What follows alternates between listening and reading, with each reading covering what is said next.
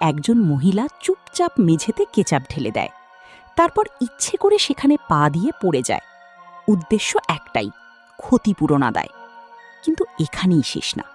কিছুক্ষণ পর সে দেখে একজন লোক নতুন টিভি কিনে গাড়িতে তুলছে। তার মাথায় আবার প্ল্যান আসে। সে জানে গাড়ির পেছনে বড় জিনিস থাকলে ড্রাইভার ঠিকমতো দেখতে পায় না। তাই সে চুপচাপ গিয়ে দাঁড়ায় গাড়ির পেছনে। গাড়ি রিভার্স নিতে শুরু করতেই সে মাটিতে লুটিয়ে পড়ে। ড্রাইভার ভয়ে দৌড়ে নামে, বারবার জিজ্ঞেস করতে থাকে, আপনি ঠিক আছেন তো? মহিলা সুযোগ বুঝে অভিনয় শুরু করে। শেষমেশ আবারও মোটা অঙ্কের টাকা হাতিয়ে নেয়। এত কিছু পাওয়ার পরেও তার লোভ কমে না। বাড়ি ফেরার পথে সে দেখে এক ধনী বয়স্ক মহিলা গাড়িতে উঠছে। সে ভাবে এবার আরও বড় সুযোগ। আবার আগের মতো গাড়ির পেছনে গিয়ে দাঁড়ায়। কিন্তু এবার হিসেবটা ভুল হয়ে যায়।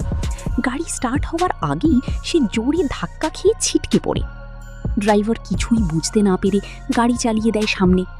পরিস্থিতি ভয়ঙ্কর হয়ে ওঠে।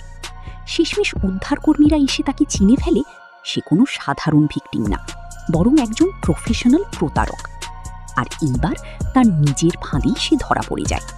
আরও এইরকম ভিডিও পেতে চ্যানেলটিকে সাবস্ক্রাইব করবেন।